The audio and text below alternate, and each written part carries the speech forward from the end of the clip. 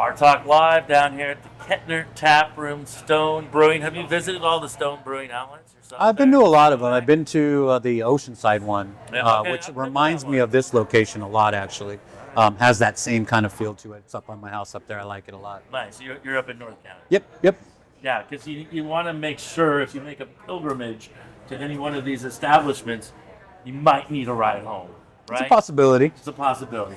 Best to plan ahead, If you do it right. If you do it right. There you go. Well, that's want. why going to Escondido is always a commitment, because I live by SDS here. But, man, beautiful place. Thanks for all you've done for San Diego. Just following my heart, man. Pretty amazing. I mean, you could have settled anywhere, right? I mean, you were in the LA music scene. The beer could have started there, right? How does it get here? Well, so back to the story. Yeah. So I was in LA working on music rehearsal studios, doing songwriting, doing band management, doing all the things. And it was during that time that I had my first real beer experience. Okay. So it was a little hole-in-the-wall dive bar, punk rock bar in downtown LA in the warehouse district called Al's Bar. Love it. I've been there. Yeah, it was a seminal place. I mean, it was storied. Yeah.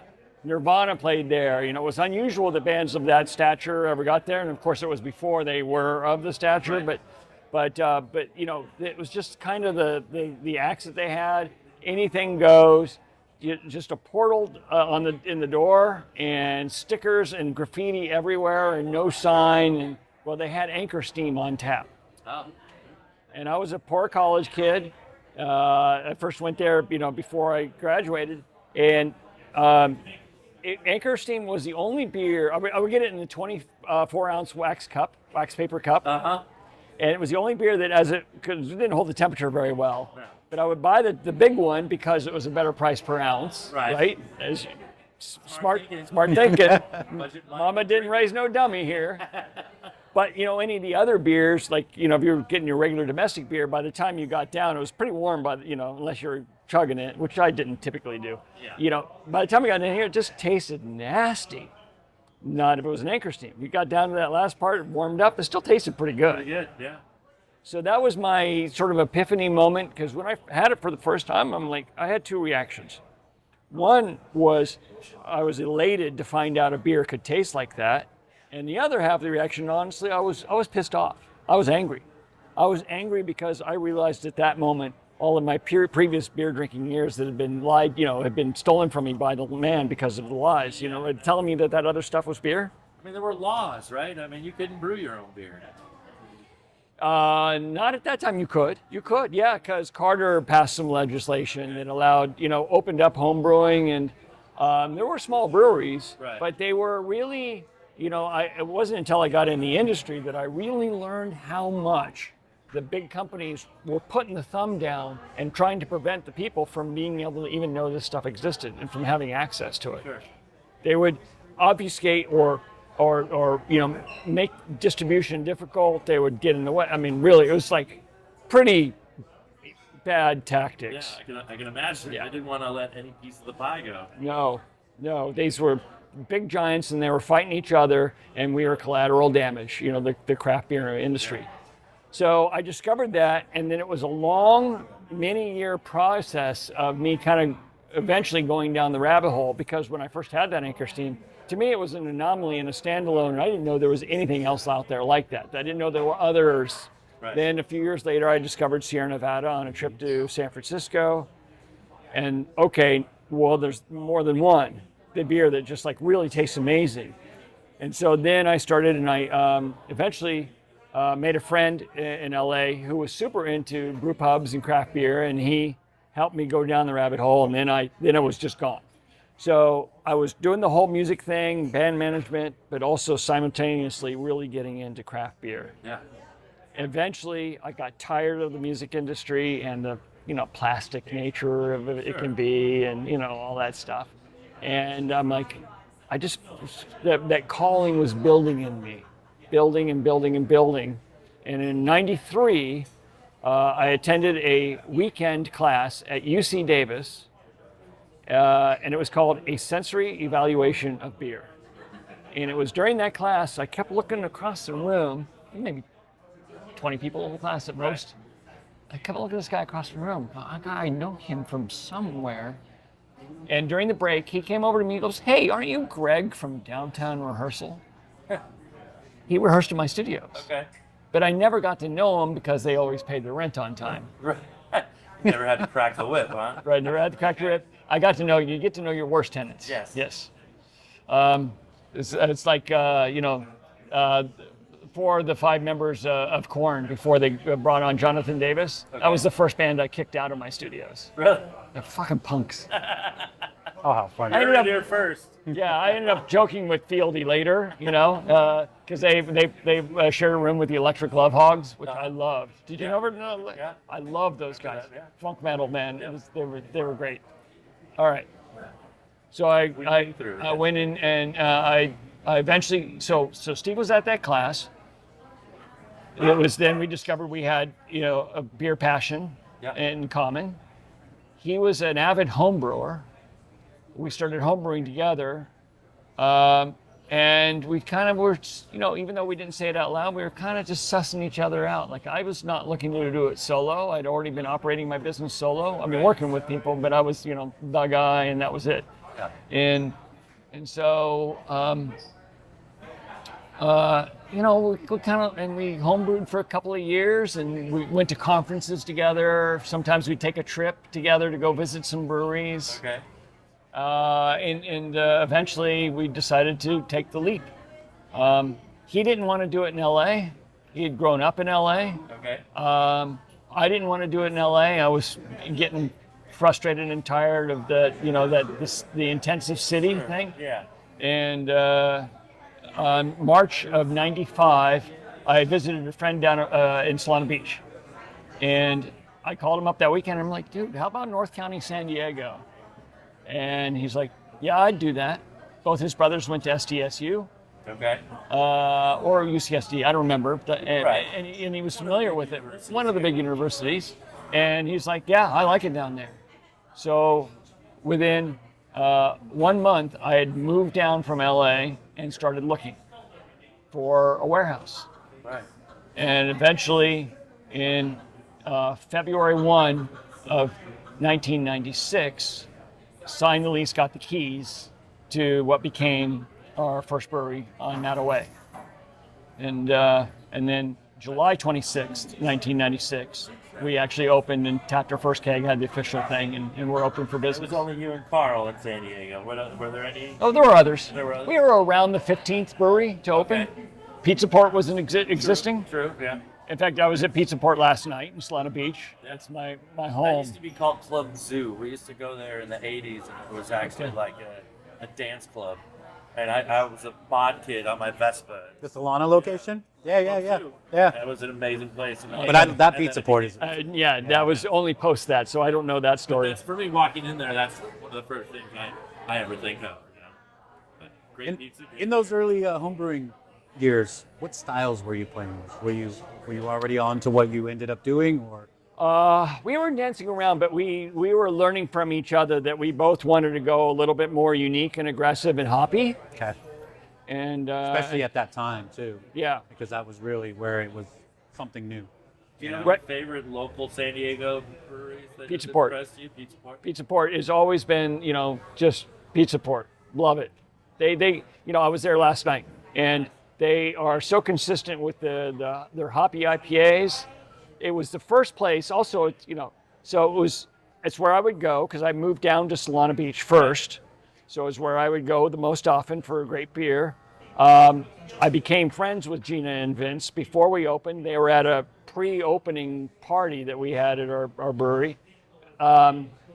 Gina showed up for our ribbon cutting on the day that we cut the ribbon, July 26, 96. And Vince came and picked up the keg that they put on tap. And then I went down that night and they tapped the first ever keg of Stone anywhere in the world at Pizza Port Solana Beach as a guest beer. Wow. And there's still a plaque up on the wall sort of commemorating it. Very cool. And so we've been tight, and so can I separate my love and appreciation of their beer from just the deep relationship and fondness that we have? Yeah, I can. Yeah. All right. I can. Okay. both are solid. Love it. I do not like their beer because it wouldn't hurt. Right. Right? It doesn't hurt, but I like the beer because they just make awesome beers. I love because I tend to go to Alpine Yeah. kind of regularly, so I really love going and visiting Mikkelhini Brewing. Yeah.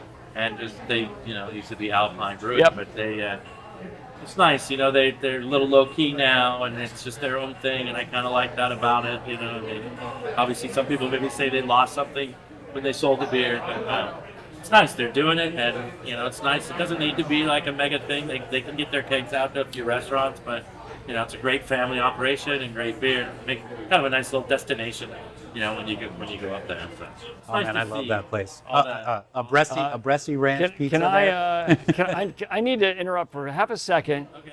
Jared, I'm sorry. So I was supposed to get a delivery of albums and CDs for this event, Sure. and UPS just delivered them to my house up in Solana Beach.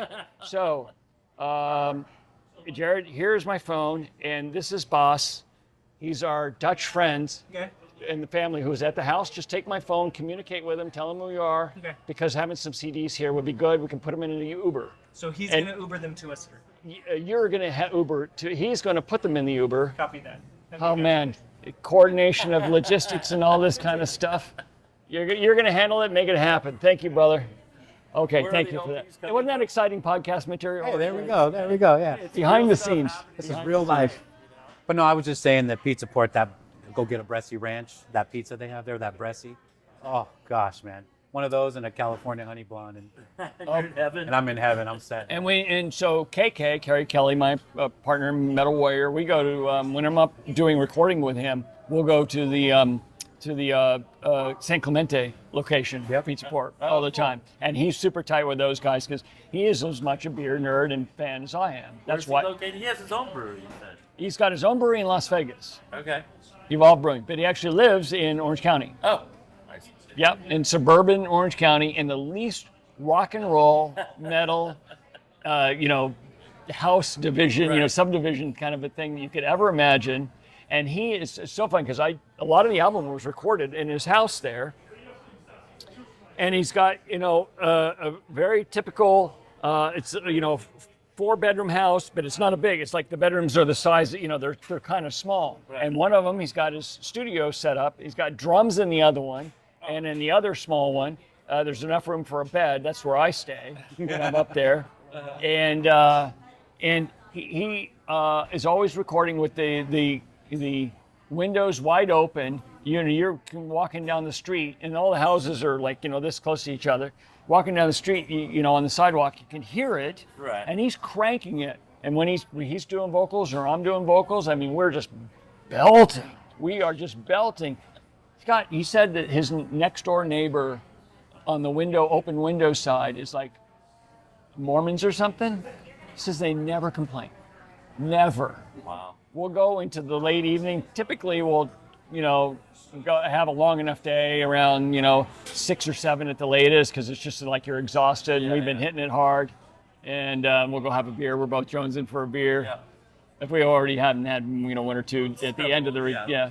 But so you cut it off at a decent time. we cut it off at a decent time so we can start, it's like, if you're trying to get stuff done, right, we're not 20s anymore. Yeah. Burning the midnight oil is just not how we get our best. It's not the best us. No, not the best us, not the best metal warrior. You bring it out, wherever it wants to come out, you kind of follow that pattern. Like, so. That's amazing. We are coming to the final culmination now.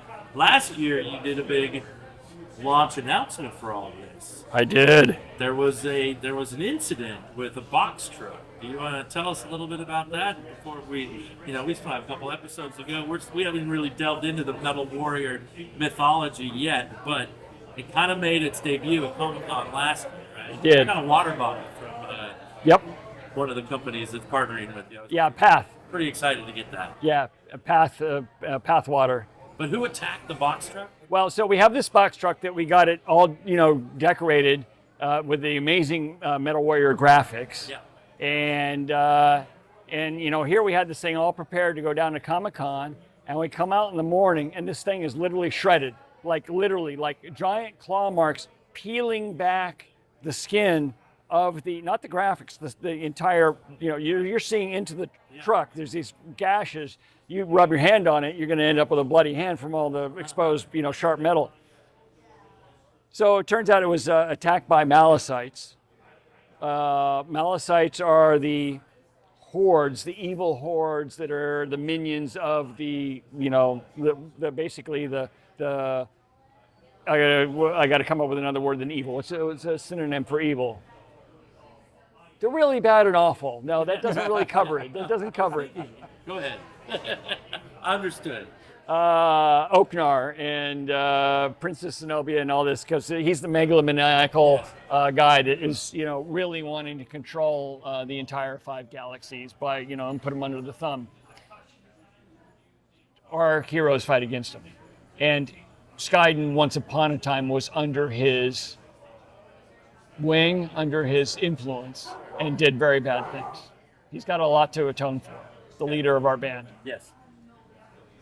But the Malicites came and they attacked it because it's Metal Warrior graphics, and I don't know how they got through some kind of a temporal rift portal to even get on Earth, because you don't really see them on Earth. Yeah. And it takes a lot of mojo magic from the At first I Morgana. thought it was like a gang from Barrio Logan. Yeah. And then I realized what really went on. Yeah. Right. And I was shocked at It was pretty severe. Yeah, it was pretty severe. Yeah. But fortunately, the good side of this was Malicites have no idea what a truck is. They don't know what tires are or engine blocks are, so they didn't attack that. Right. They just attacked the part because there's the image of our heroes, and so they're like, we're gonna rip that. So Just destroy the graphic. I hope they don't appear out of nowhere now with this banner. Come attack us. Over behind us. Because later on they'll be playing the Crushed Souls of Our Enemy double LP, loud and proud here in the Kettner tap room. Well, gosh, I think we are kind of set it up for the next session where we delve deeply into Absolutely. the Metal Warrior mythology. Learn a little more about this. And so, I don't know, I'm excited about this. Heck There's yeah. music, there's characters, there's graphic novels, comic books. It's a whole experience. Absolutely. But you need to listen to the record while you're reading graphic. Everything goes together. You It need it all ties together. in. Yep. Maybe some cannabis, maybe some stuff brewing. I don't know. Your own To each his own. To each his own. Some edibles. I don't know, but I think not required, but doesn't hurt. doesn't hurt. Doesn't hurt. We do not judge here. Bar Talk Live is equal opportunity, and we support you in your endeavors. We're going to be back with more Metal Warrior and delve deep into it. Check out metalwarrior.com, the Crushed Souls of Our Enemy. It is a black IPA, 7.1%. Cheers. Cheers to Ozzy.